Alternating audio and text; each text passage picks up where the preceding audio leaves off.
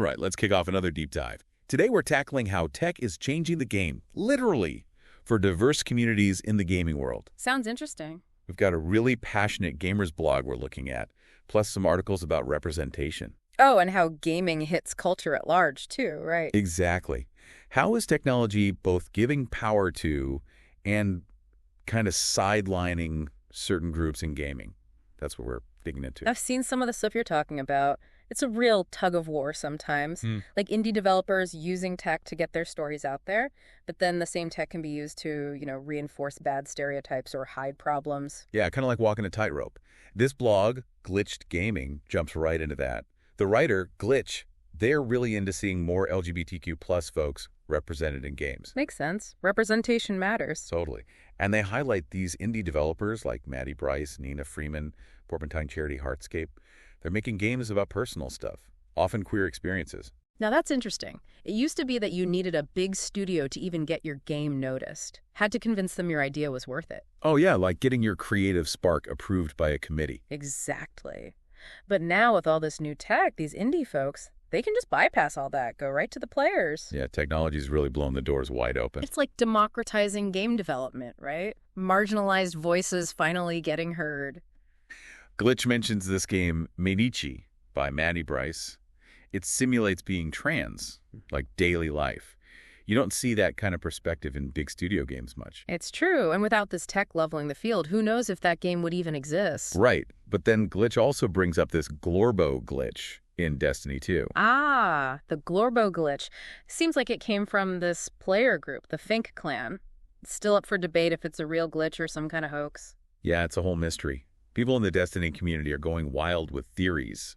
It shows how technology lets players kind of take control of the story, Totally. These online spaces, they can add to the game's story, how it evolves, but it also shows how easily misinformation spreads online. It's a double-edged sword for sure. Yeah. We see the same thing with those huge gaming companies. Lots of talk about LGBTQ plus allyship, rainbow logos everywhere. But then you read about Ubisoft and Activision Blizzard. Yeah, and it's like, hold on a second. Right. All this talk. But then there's accusations of discrimination happening inside those companies. It's like tech is being used to create a facade. These big companies can put on a show of inclusivity, but real inclusion, that takes more than just surface-level stuff. It's like putting on a flashy performance while backstage is a total disaster. So how do we even make sure these companies are walking the walk, not just talking the talk? That's where the indie devs become even more important, I think. They're taking risks, telling stories the big studios might not touch, and they're proving real representation is possible, even without tons of money behind them. It feels like the indie scene is where the real groundbreaking stuff is happening. It's driven by people who truly care about telling their stories authentically, and tech is giving them the power to do that. Exactly. It's what makes all this so interesting. Technology is shifting who has the power in gaming.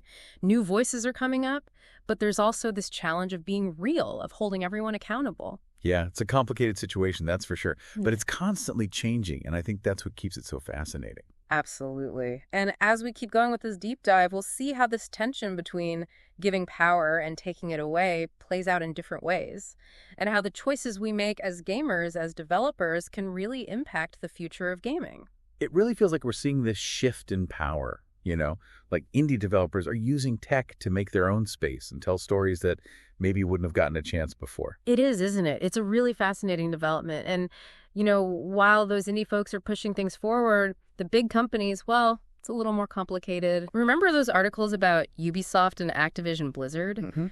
They really show how different it is to just say you support LGBTQ plus people and to actually make a workplace where those values are real. It's almost like they're trying to ride the wave of social progress without actually dealing with the problems in their own backyard, you know? And technology makes it easier to do that, to just look inclusive on the surface. Oh, right, exactly. It's not enough to just slap a rainbow on your product during Pride Month and call it a day. Real inclusion, that takes a much deeper commitment, you know? Diversifying who you hire, making sure marginalized voices are heard within the company, and making sure those games actually represent people authentically, not just a token character here or there. Yeah. It's got to be real. Glitch actually talks about that in their blog, too. Oh, yeah. Yeah. They point out how indie games often do a much better job of showing LGBTQ plus experiences in a way that feels real and relatable. Makes sense. They mentioned games like Celeste and Gone Home. Oh, those are good examples. They explore, like, themes of identity and relationships in a way that's, like, really personal and hits home. Celeste is great. Yeah. With a trans protagonist dealing with mental health, self-discovery, really sensitive and deep. And Gone Home. Yeah. You're piecing together this story, this young woman and her relationship with her girlfriend. It's all through environmental storytelling. Super intimate, really pulls you in. What's crazy is that both those games, they were made by small teams. Yep. Shows you don't need some massive budget, some huge corporation to tell stories that matter. And that's where tech comes in again, right? Yeah. It gives those independent creators the tools, the platforms to reach more people. They don't have to go through the old gatekeepers anymore. So it's like two gaming universes running side by side almost. How do you mean? Like you got the mainstream big budget world that's slowly, trying to catch up with this whole demand for diversity. And then you have this vibrant indie scene that's already pushing boundaries and telling new kinds of stories. And it's not just about representation, right? Yeah. It's about the stories themselves. Indie games are often tackling these like really complex social issues. Oh, yeah. Stuff like identity, mental health, experiences that people on the margins go through. You don't see that much in the mainstream. That makes me think back to that Glorbo glitch thing. Oh, right. And how communities can actually, change the story of a game. Even if the developers aren't directly talking about certain things, players find ways to put their own experiences into that game world. Exactly. And tech makes that happen, right? Yeah, yeah. On forums, social media, even how people interact in the game itself, players aren't just passively taking in whatever the game gives them anymore. They're actively shaping what the game means, how it evolved. Exactly. But that power, it can be used in good ways and bad. Oh, for sure. We've seen how fast misinformation can spread in those communities and how online spaces can turn toxic, full of harassment. Yeah, that's the dark side of it for sure. It reminds us that technology is a tool, really. Like any tool, it can build things up or tear them down. It's on us gamers and developers to use it responsibly, to build a culture where everyone feels included and respected online. Which brings us back to this question of accountability, right? Right. How do we actually hold both individual players and these giant gaming companies responsible for creating a gaming world that's inclusive and fair?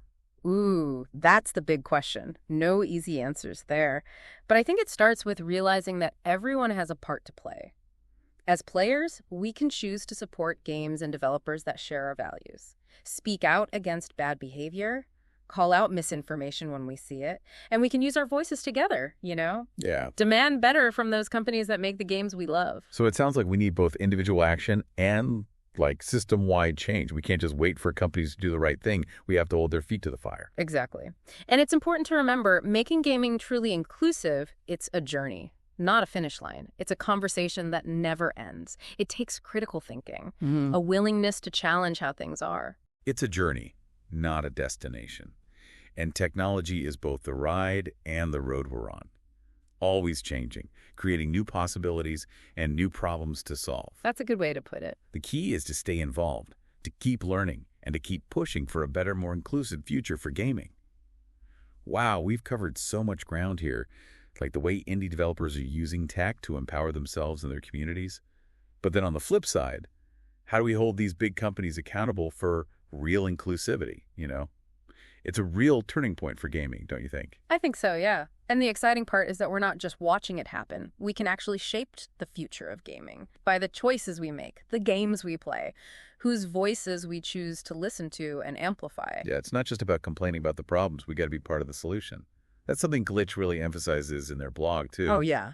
They're constantly showcasing these awesome indie creators, like those we mentioned, Maddie Bryce, Nina Freeman, Porpentine Charity Heartscape, really pushing people to support their work. It's true. Those are just a few names. There's so many talented indie developers out there, making games that break the mold, show different perspectives, really unique experiences you won't find anywhere else.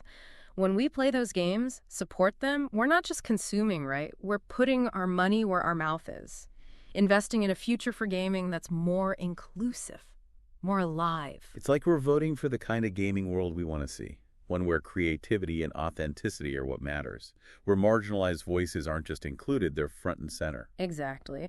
And, beyond supporting indie developers, we can also just be more aware of how we act in online spaces. Remember that whole Glorbo glitch thing? Yeah. Showed how online communities can really influence a game's story.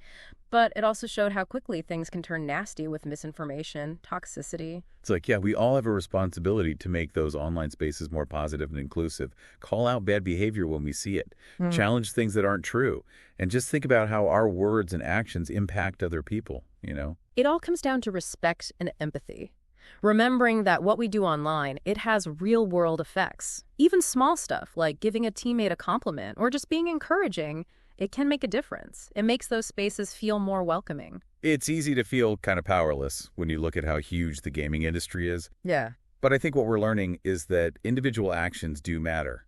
Whether it's supporting an indie developer, speaking up against toxicity, or just trying to be a positive force in a community, we can all play a part in making gaming more inclusive, more fair for everyone. And those individual actions can spread, inspire other people to do the same. And before you know it, it becomes a movement. We can also use our power as consumers, as a group, to hold those big gaming companies accountable. Yeah, hit them where it hurts, right? Well, I wouldn't say hurt necessarily, but definitely make our voices heard. Vote with our wallets. Contact those companies directly. Use social media to get our point across. Let them know we want better representation, more inclusive practices, a real commitment to making a gaming world that reflects the diversity of, well, the actual world. Absolutely. And, it's easy to get caught up in all the negative stuff, but it's important to recognize the good, too, right? We are seeing more games with diverse characters, diverse stories. There's more awareness in the industry about how important this stuff is. Right. More conversations, more initiatives, more creators who are pushing boundaries and challenging how things have always been done. It feels like we're at this point where people want change, and it's getting louder. I think you're right. And technology is a huge part of that. It's giving marginalized voices new platforms, connecting players all over the world, amplifying the calls for a gaming world that's more just, more equitable. It's a really exciting time to be a gamer, even with all the challenges we talked about. Definitely. The future of gaming is being written right now, and we're all part of it. By making good choices, using our voices, supporting creators who get it, we can make sure that gaming becomes a place where everyone feels welcome. That's a fantastic point to wrap things up on. Thanks for joining us on this deep dive into the world of gaming. It's complex, it's always changing, and technology, it's like this double-edged sword. It can bring about change, but it also reflects all the good and bad in our society. But at the end of the day, it's up to us how we use this power to make sure the future of gaming is something we can all be proud of.